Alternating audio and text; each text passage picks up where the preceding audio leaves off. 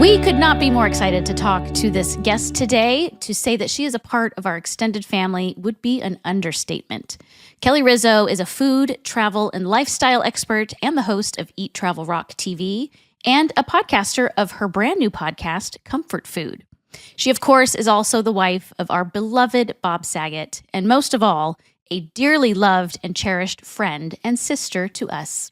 We are so happy to be able to catch up with her on the show today. Please welcome our dear friend, Kelly Rizzo. Kelly! I can't even tell you how surreal this is to be on a How Rude Tanneritos podcast. I mean, it doesn't even seem real. If you would have told my 90s self that this would be happening, it just would not be real. So I'm so honored to be here, but Aww. We are so happy to have you here. Happy. I love you guys so much. We love you too. And you're following John Stamos. Like you're on before most of the cast too. That's how much we love and honor you. And like, you're right up next to John Stamos. So no pressure, Kelly. I mean, don't tell John. That's a lot of pressure. No, it's fine. You know, John, there's no pressure. Bob would have some joke about that, about being right next to Stamos. There'd be some joke there. So, but I'm not going to do that. I'm not going to go there. Right. Well, Bob would make it about the fact that he wasn't first is what he would do. He would be like, well, okay, I see John was first. Yeah. He's prettier. He would be very personally offended, and he would have several calls with you guys independently to talk about how his feelings were hurt. Right. And making sure that he didn't do something. And if he did, that he was really sorry. But also, why did you do this? Are you mad at me? Did I do something? Why are you mad at me? Or you're mad at me, aren't you, Jodie? Or Andrea, did I do something to personally offend you? Well, you're on Bob's microphone, so it's only fitting that we have a discussion about him.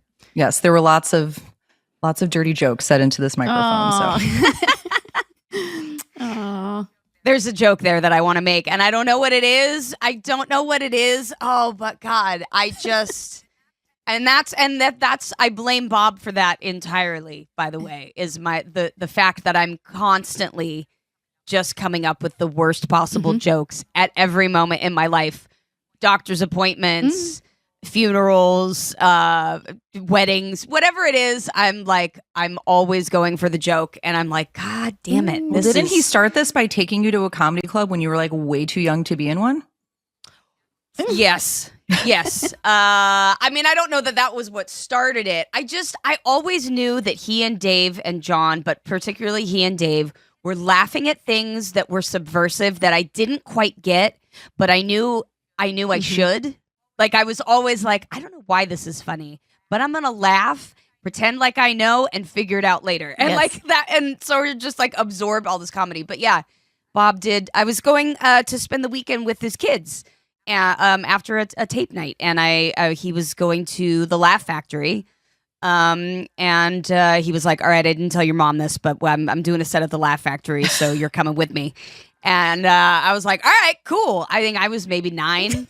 And I remember parking behind Laugh Factory there where Greenblatt's Deli was, and going in and sitting on the back speaker there and flashing him his 10 minute and 5 minute lights, and just hanging out back at the comedy club. And love it. Yeah, that was. I mean, it's one of the best memories that I'm truly one of the best memories I had, because it was like I just felt like included. Yeah. You know? Bob was always really great at making everybody feel included. So, well, it also shows the amount of even just respect and love that he had for you at that time, knowing that you could handle that at 9 years old, you know? That's true. I mean, I did. Yeah, I definitely, I was a pretty with it little 9-year-old. He's like, kid. she's got the chops to handle this. Yeah. And then, and it's just been nonstop inappropriate jokes ever since. So thanks, Bob. Kelly, I never knew how you and Bob actually met. I guess that's just because it's always felt like you've been a part of the family forever for 36 years.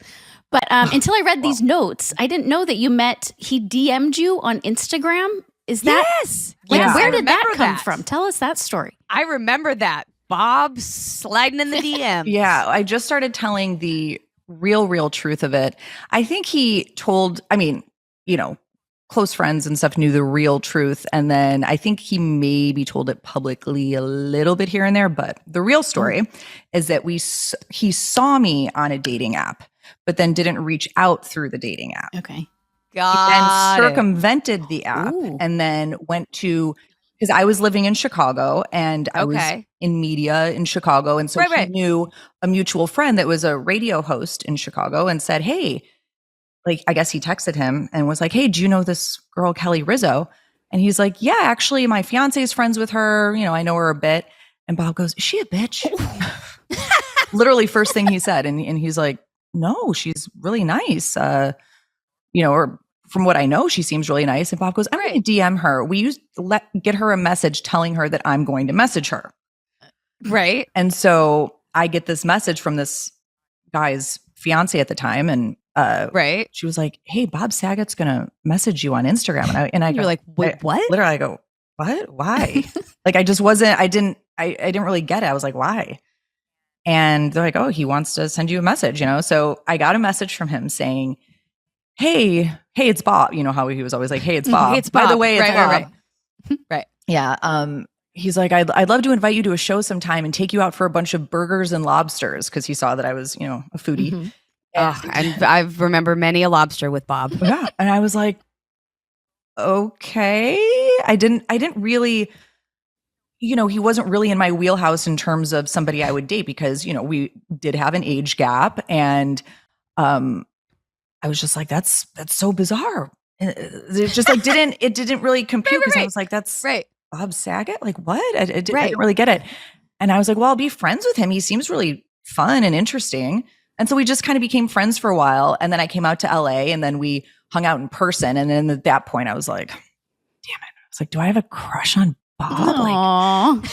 Like, is this happening? Is this happening? And from immediately we just clicked and connected and had this really, I mean, obviously, you know, that there's nobody on the planet like Bob. And he's the most unique person that ever existed. And so it was one of those things where I'm like, all right, even though we're very different in many ways, I can't pass this up, because he's just too special of a guy. So yeah. So I love hearing once again, that story. thanks to Instagram and DMs, that's how it all happened. So great. Aww. Right? Both the best and the worst things can slide into your DMs. It's really, I mean, I love that story though. I just remember how excited he was.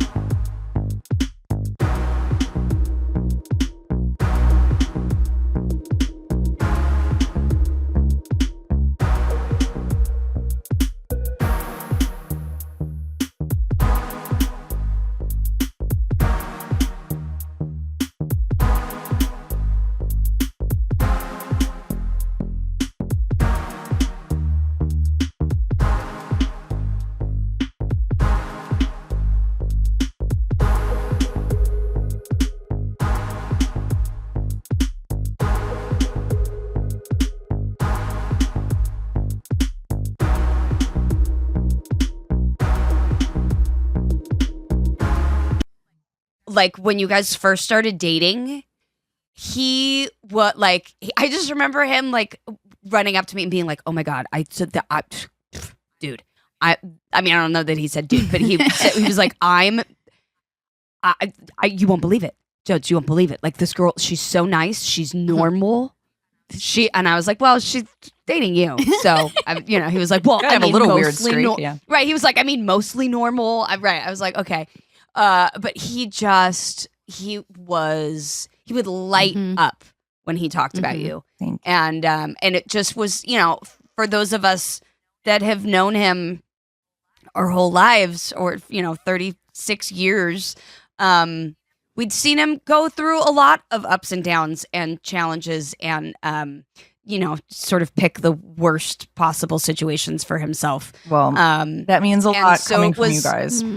Yeah, so like finally seeing him so happy and with someone who just let him be him and was like, oh, I love you anyway. It was really wonderful to see because I think Bob always, he just wanted to make everybody else happy, but he just needed somebody that let him know that like he was enough, and you always did that for him. Yeah. So, thank you. You were the missing puzzle piece.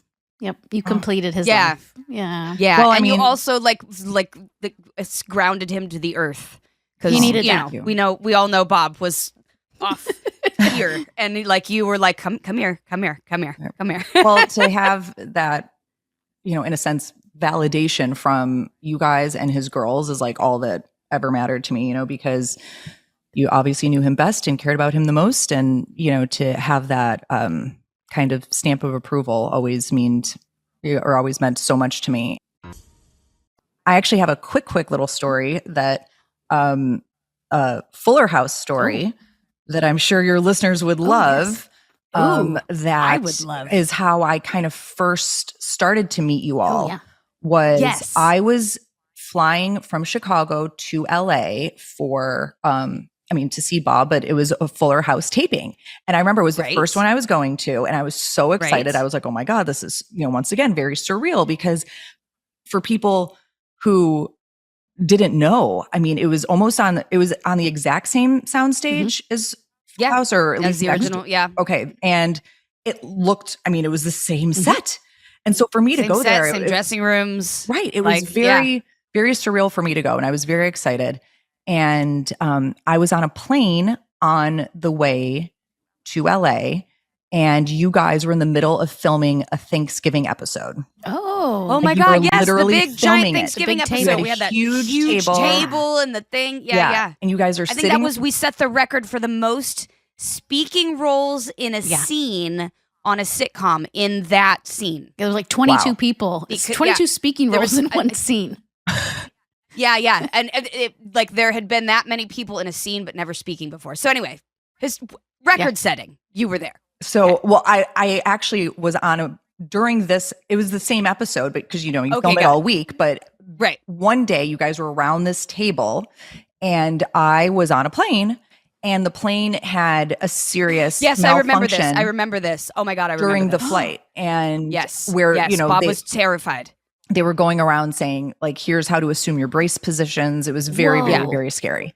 And I remember I was on the phone with Bob and my family, and I was saying, like, this is really bad. We have to make an emergency landing, and I'm terrified. And so I'm texting with him nonstop and my family nonstop. And it was borderline, this is my goodbye type of thing. Wow. It was like, love you. I remember just letting you know in case something happens. I love you all very much. It was like that type of thing. And Bob was telling all of you, he's like, my girlfriend's on a plane and she might crash. And she's maybe going down. And I remember he was getting an info from Dave, because Dave's a pilot. Yes, Dave's a pilot. So he was like, Dave, remember, he was like, Dave, what's happening? Yeah. Dave was trying to calm him down. Like, it was calming him down and was asking me questions. He was saying, like, Dave wants to know, is this happening? Dave wants to know, are you hearing these noises? And so I'm also in this weird state of, like, I might die in a plane crash, but at the same time, I'm communicating with all of the Full House cast around a table while they're in the middle of filming a Thanksgiving scene. And then Bob, I remember Bob was like, Candace is praying for you, and this person is saying this, and this person is saying, and I was like, what is going on? Like, what is my life? Because we'd only been dating a few months at the time, and I was like, what is going on? And I was sitting next to her. I was like, well, the whole Full House cast is like praying for us.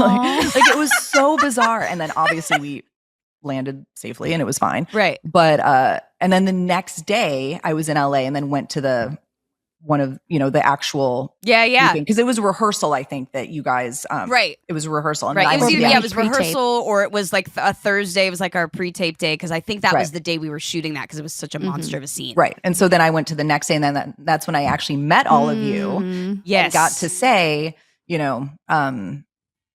like I survived. Thanks for keeping me alive. Nice to meet you all. Thanks Yeah, for exactly. right. Thanks. I mean, what I remember that though, because I remember how freaked out he was, Isn't that and I crazy? remember Dave being like, "It's a hey, look, let's just and like, and Bob was just, and we were like, okay, but like, that thing you have to do when you're shooting and you're like, hey, my actual life is over here on fire and falling apart, which we've all been through. And you're like, but I have to just put that in a little fireproof container right now and go do my job. Yeah. But I remember. I don't think I've ever told that story publicly. So glad I got to share with you guys again. Wow. I had forgotten all about that. Right? That's terrifying. So when you met us, you basically inherited the entire Full House family. Now, what was that like meeting us? Was that like, were you intimidated? Had you ever watched Full House before? Were you unfazed? What was that like? Was it weird? So I have. Was it weird? Were we? I mean, we were weird. We are weird, yes, but was it weird for you? I loved the show. I was a fan, but not like a super fan where I was like, I maybe had seen 70% of the episodes, something More like than that, us. all through Okay, the years. fair. Because then when you got, because when I got in high school was kind of the latter years where, my sisters were very, very into it because they were a couple years younger. But at that point I was like, I'm only going to watch Beavis and Butthead. Right. Mm-hmm. I'm Daria now. But I still always, had known the show and really enjoyed the show, even from when I was, preteen to teenager. And then, because Jodie, I'm like right between. Yeah, you're like right between me and Candace. Candace, right? Yeah. And so I always loved the show, but then again, let's say after when the show ended, like I didn't, let's say, follow Bob's career that much. You were like, really, I know who these people are, but it's not like you were like, oh my God, the cast of Full. Right. You're like, oh, all right. Right.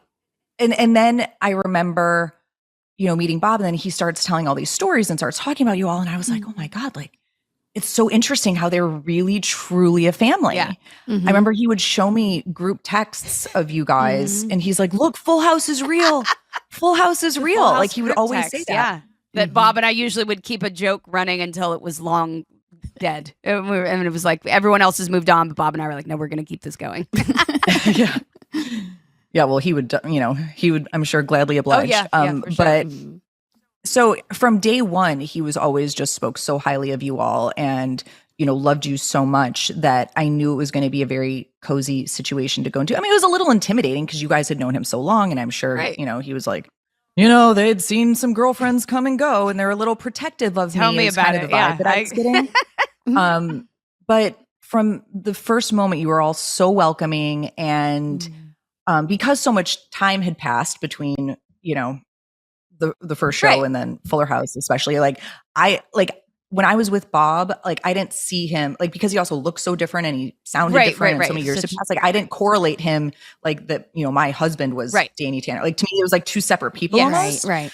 I mean, and same kind of goes with everybody, like so much time had passed.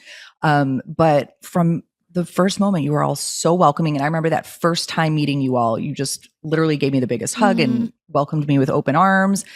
And I think maybe saw right away that it was, maybe I was around here to stay and wasn't going anywhere. Yeah. We could just tell by the way that Bob talked about you and by like just the ease that you guys were together. It was like, oh, okay, this one's different. And I get it. Like the introducing any significant other to the Full House family is always, I think, the more intimidating family to introduce people to. Like there's like my parents and my family, but then it's like, okay, now you have to meet the other family and they're crazy and and they've known me forever and like and also knowing like these people have my best interest at heart. They don't, you know what I mean? And they would tell me many times, so, we like this one. We don't love this one, but we love you. So figure it out, Well, you all were very just warm and welcoming from moment one. So I'm always very appreciative of that because I didn't have to, like prove myself or be like, no, like right away you were just very accepting. Yeah. So. Well, we loved seeing Bob so happy. Yeah. He was so happy. And I think also, we've all got to grow up in different ways, I think, on the show, them included. The guys that Bob and Dave and John started out as, these young guys, and watching them grow up and finally become like these best versions of themselves. That was huge. And I really saw that with Bob. Like I felt like finally was settled into his own skin, and a big piece of that was with you. So it was nice to finally see him a little more settled and like grounded. Like I said, you were a very big grounding force for him. So I was always happy to see that. Thank you guys.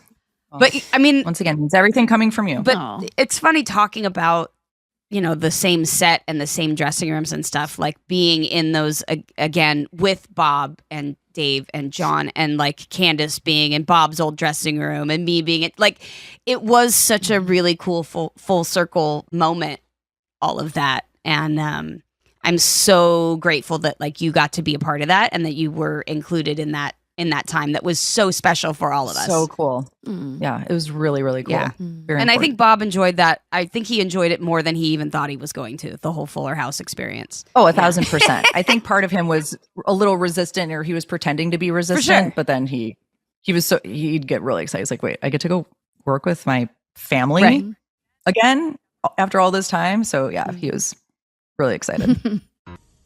Did you guys, did he get recognized out in public when you were together? And was that weird? Because everybody sees him as Danny Tanner.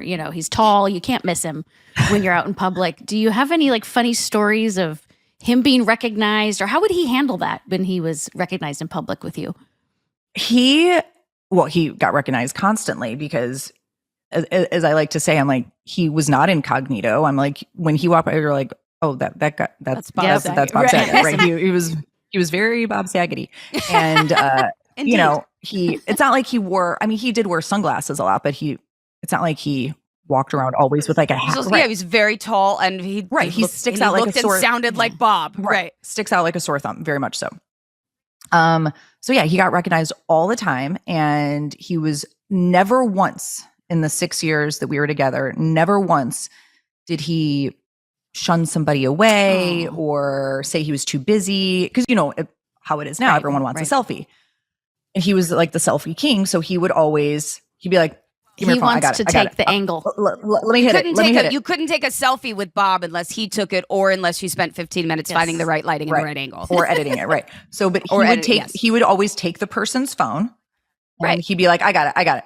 And then he would take the picture from his high angle from his liked, right. Yeah. I learned that up here. You look great. Very, very skinny. Yeah. So he would always take the selfie, and then they'd always say like, oh, you helped raise me, or like a lot of times he'd get people come up. I'm sure you guys get this too, but people crying, and he would say, or they would say like, I didn't have a dad, and you were like my dad, and you helped raise me. And he'd get that a lot, and he would always be like, oh, thank you. And so he was always very gracious, and never once in 6 years, I don't care if it was at one of his, when he was doing stand up at like backstage at one of his shows, or never once did he turn away a fan for a photo or an autograph or just to chat. And he was always so welcoming of it, and gracious. And he really got to appreciate towards the end, because anything I'm telling you guys, more than I do, because you knew him for 30 plus years. But, he was very resistant of the Danny Tanner image for a long time, which is, I think we all have been like, this is going to, Right. So that's, that's why so many people, when they see his comedy, they're like, I can't believe he's so different than I expected. It's like, yeah, well, that's who he really was. He's always been. It's always been who he was. Right. Right. So, but really the last few years, he really started to embrace it again, and got really appreciative of his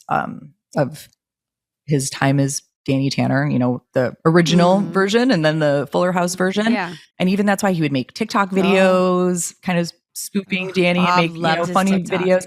He loved the talk, and he just really started to embrace it the last few years, and just accepted. He's like, all right, Mm-hmm. Yeah, I saw that too, and I think it all came with that. Like, we all kind of settled into. I think after Fuller House, and like we all sort of not came to terms with, but like realized that what we created was far more special and important than just the words that were on the page of a Full House script. Right. You know, that like it was what we saw as, maybe a, silly, funny family sitcom, but that doesn't mean that what we created out of that wasn't like hugely important. And I remember, Bob and John and kind of all of us being like, oh, I don't want to be that person forever.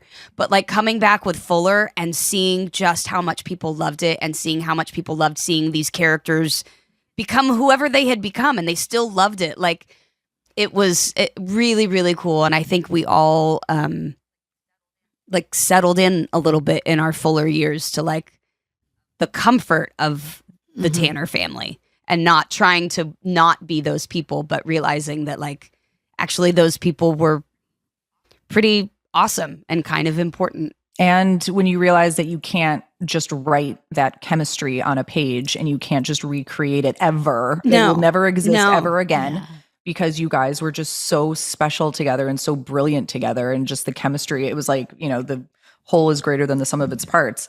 It was just such a special thing that, will live on forever. I mean, that's, Bob always joked. He's like, he's like, Full House just won't go away. It just won't go away. Yeah, it's true. It won't. It will never go away. And one thing I always hear about Bob too is whenever I'm doing like a radio interview or any press or any sort of thing, everyone always brings up how incredibly kind Bob was. Like, and oh my gosh, but like I did an interview with him and he offered me tickets to his show, or like he remembered me, or he, Bob just always really took time with people. Yeah. And like that's such an important legacy of who he was that like he really made people feel so important when he was with them. Yeah. While also telling you that he was very busy. You're very important. like- I'm important too. And that yes, you're important. I'm important too, and I'm very busy and important. Literally, I'd be like, Right. you called me. Like, why? That's the story we always tell. Right? He's I like, can't call talk. you I'm and be very like, busy. hey, I'm I'm like- busy. I can't talk. And you're like, I'm just answering the phone, sir. I don't know what's happening. Oh man. So speaking of his like stand-up and stuff, were you at all of his stand-up shows? Was it something where like he would go do stand-up and you were like, cool, have fun? Like, I know, some, because the comedy world can be draining and it's a lot, Yeah. What was your experience of Do you it? remember seeing his stand-up routine for the first time, and were you horrified? I had seen, maybe some clips here and there over the years. And I remember being like, oh yeah, I think I heard that he was kind of dirty and a little different. Like I had seen some clips. And so it wasn't a total shock. But then his whole thing, he's like, I'm not that dirty. He's like, compared to other people, I'm not. He goes, his was more of like poop humor type stuff. Like he's like, I'm the like bathroom. Him and Dave in the bathroom humor. Good Lord. Right. He's like, I'm saying things never matured past 10-year-old boys. Right. He's like, I'm saying the things that I was told I couldn't say as a teenager. That was it. Basically. Yeah. And that was really his thing. He's like, I'm really not that dirty. He's like, compare me to a lot of other people. He's like, I'm not talking about, this and this and this and this. Right. So I remember I would go to the shows that sounds kind of bad, but like that were in really cool cities. It's like That if he was doesn't sound bad at all. doesn't sound bad. That sounds like a totally normal. or Yeah. somewhere that maybe I hadn't been before. It's, or if, like he was going to Nashville. Like I love Nashville's one of my favorite cities. Right. And so then I would go to Nashville.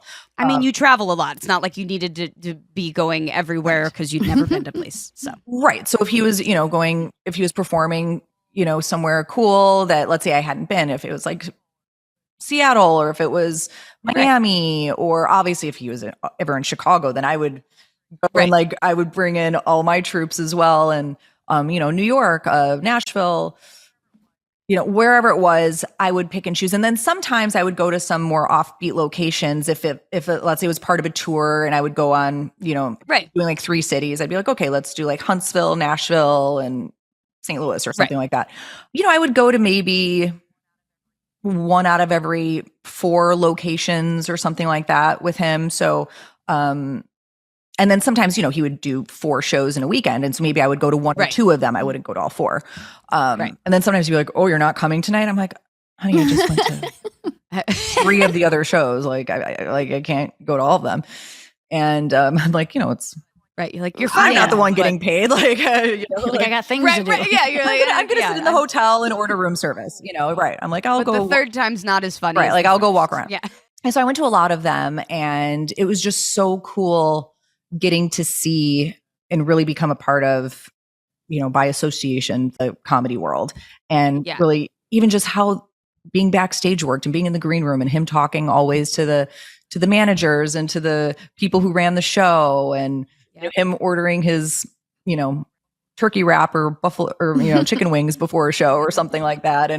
And his process and how he prepared. And it was so interesting to me. And he was just such a pro at it. And the way he would even direct his own sound checks and things like that. And he was just such a pro and liked things a certain way. And but he was just so beloved. Even all the GMs of the venues and all the people, like, everyone loved him, and he knew all their names, and he knew all that from, he's like, oh, this is Tiffany and this is Jim, and like, he knew everybody and everybody loved him, and he'd been doing it for 40 years, and so he was just or more. Yeah, he was just such a pro, and it was just so interesting to, like, watch him work in that world. Well, thank you so much, everyone, for listening. And there is so much more that we want to talk to Kelly Rizzo about. So make sure to come back next week for part 2, where we're going to talk more about her incredible strength, her stories about the man who helped shape our sense of humor for good and bad, Bob Saget, and her experiences on special forces and all of it. So we will see you then for next week's episode of How Rude, Tanneritos with Kelly Rizzo. And if you guys want to follow us on Instagram, you can follow us at How Rude Podcast, or you can send us an email at howrudepodcast@gmail.com. And remember, you guys, the house is... Nope. The world is small, but the house is full. You did it. Yep, that was the quickest one yet, I think. I just closed my eyes and went with it.